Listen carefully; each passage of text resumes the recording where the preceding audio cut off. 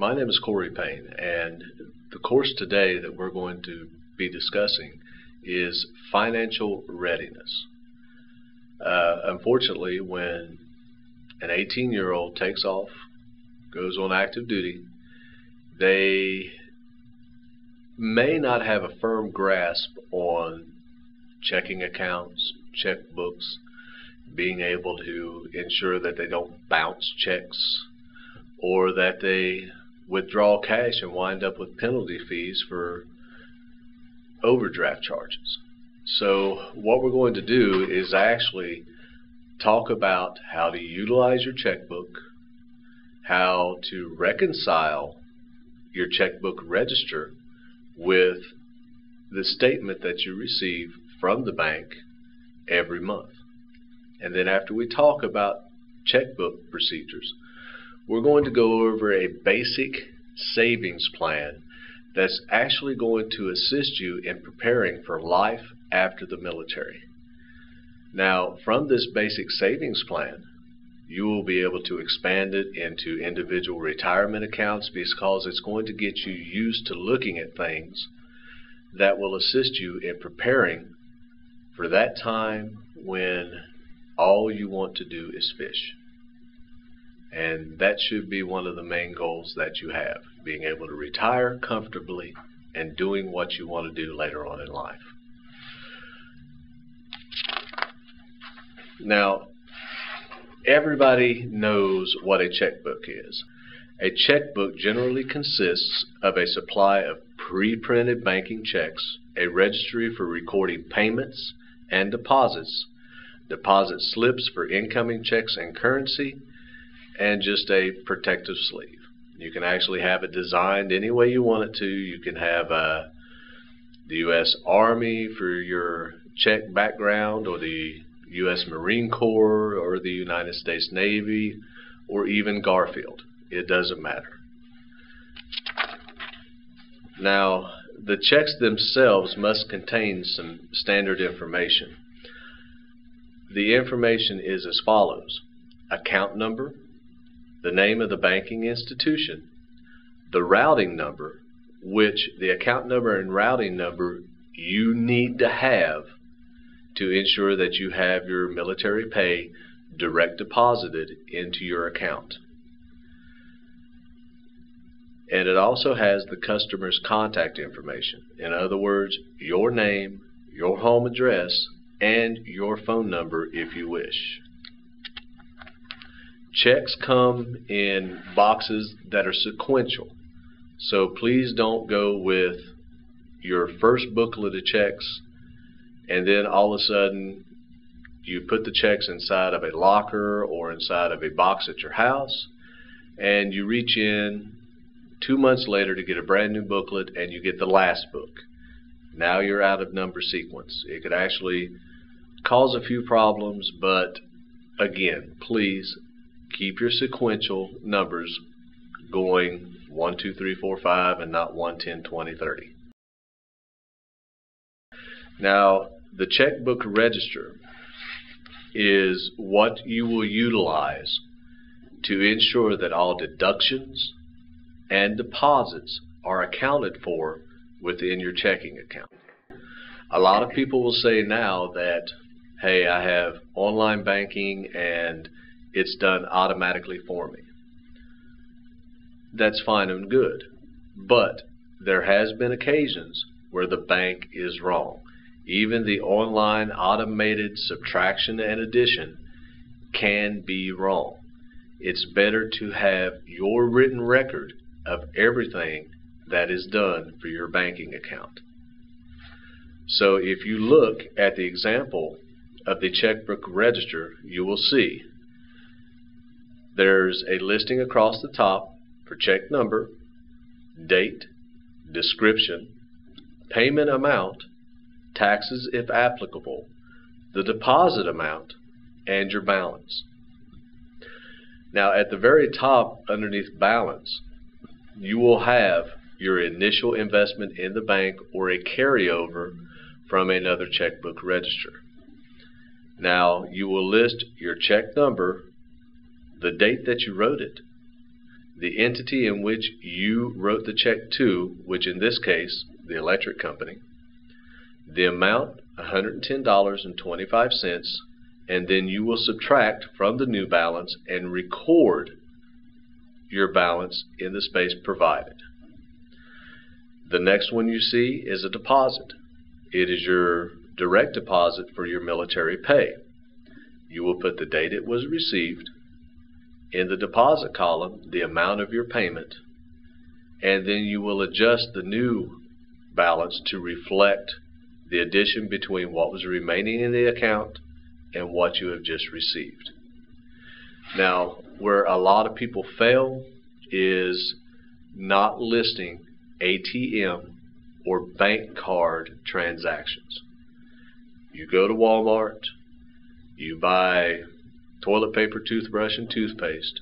You scan your card for that $25 that you just spent, but you forget to put it in your register. This can actually really mess up your mode of thought.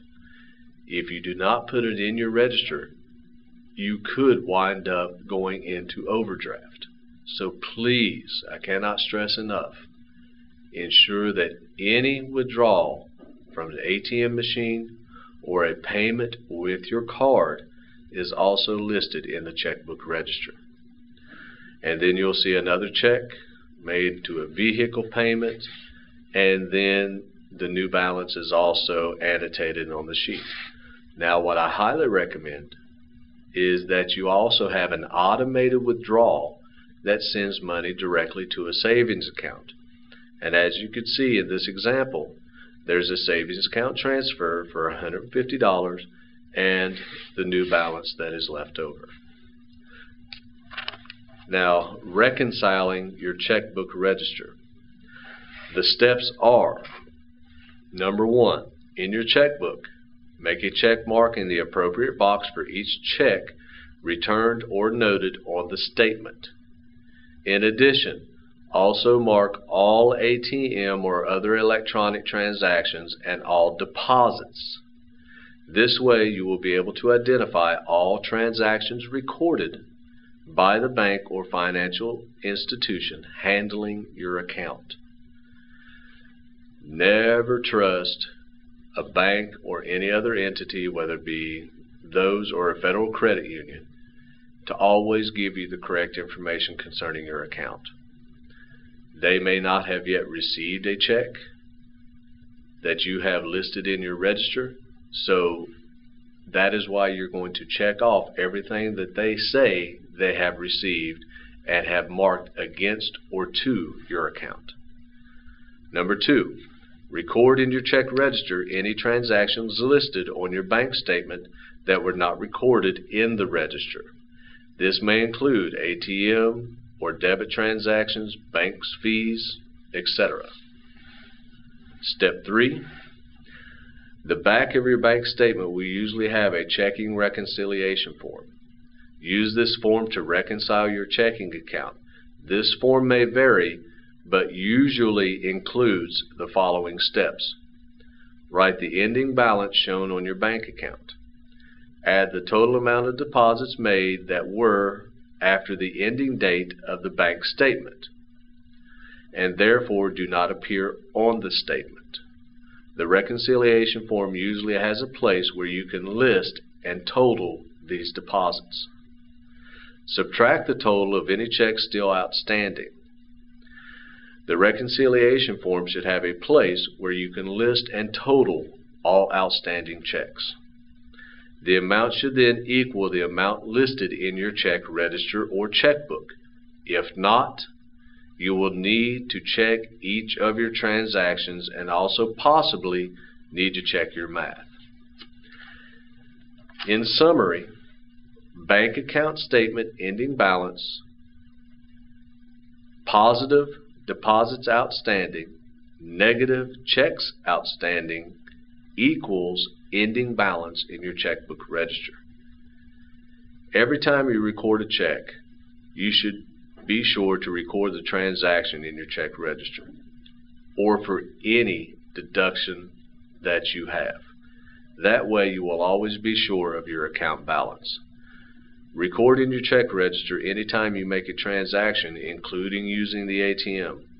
Also be sure to keep a running account balance after each transaction. If for any reason you start writing bad checks, you're going into your overdraft, believe me, your branch's service will find out, because you are going in debt. This could affect your military career.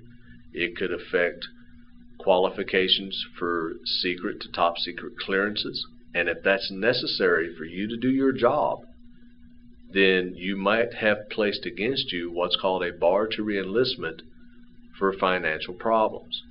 This bar to reenlistment can, if you do not overcome it, prevent you from further military service. Now, what we are going to talk about at this time is how to utilize a certificate of deposit and a savings account rollover to increase the amount of money that you will have available when you separate from service. Now, for active duty service members, usually banks have a really good certificate of deposit program set up, and they actually have it set up on 6-month intervals, and the percentage rate could vary. What we're going to talk about today is a standard 6-month certificate of deposit on a 6-month rollover at 3% interest. Now, what you're going to do is you're going to put in an initial deposit of $1,000. All right? And every 6 months, you're going to allow this certificate of deposit to roll over, and you're going to keep feeding it the percentage that you receive from that 3% interest. But also what you're going to do is every 6 months you're going to empty the savings account that you set up, and you're going to deposit that money into the CD also.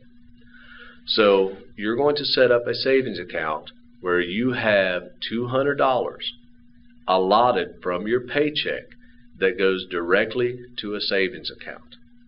This is going to give you $1,200 every 6 months to deposit into this CD when it rolls over. Now, if you look at the example listed below, the first rollover is your initial investment of $1,000 times the 3% that you would accrue at the end of the 6 months, which gives you $1,030. Then you're going to take the $1,200 from your savings account, add it to it, which means now your certificate of deposit is worth $2,230. Now the next 6-month rollover, you have your $2,230 times that same 3%, which gives you $2,296.90. Again, you take out the same $1,200 that you had set aside in your savings account, and now your new total in your CD is $3,496.90. That's at the end of your first year. Continuing on with the second year, you would use the exact same formula every 6 months. At the end of the second year, you will have in your CD $6,145.86. At the end of your third year, which usually is the standard contract for anyone going on active duty, you will have $10,424.83. This is a very good beginning investment for anything that you would want to do after separating from service. Putting it into an IRA, ensuring that you have money available for the first and last month deposit for a rental, or even a really good down payment on a vehicle that you would need after separation from service. The biggest thing that service members have a problem with is literally saving money and preparing for life after service. This is just a basic program that you can do which will assist you in ensuring that you have a savings after your service is completed. Now you can continue on if you plan on being in the military for 20 years and retiring, using this same format, and you'll see how much you'll have after 20 years of service. There's nothing saying that you have to close everything out and toss it away and spend the money. You can keep this going for as long as you want. I highly recommend that you get with your bank and talk to them about different types of benefits that they have that will prepare you for life after the service. Individual retirement accounts, money marketing accounts, the whole 9 yards. There's nothing more important than ensuring you and your family is secure for your future. In conclusion, financial readiness is an individual responsibility, and going into debt is something that you need to avoid. There will be aggressive people wanting you to sign up for credit cards and other things that contain high interest rates or can be considered dangerous for you. Please use your bank customer service area to assist you with credit cards, loans, and with any other financial needs. Your bank is there to serve you and to provide sound financial advice. Don't get caught writing bad checks or going into extreme debt. It will hurt your future and your time in the military. If you would like further assistance with information that can be provided for other benefits that you might be interested in, please feel free to email me at Payne, P-A-Y-N-E, 78 @mctc.edu, and I will gather all information that you require and send it to you. Again, there is nothing more important than planning for life after the military. If you have nothing to show for the time that you've been there, it is a detriment to you and your family and your future. Thank you.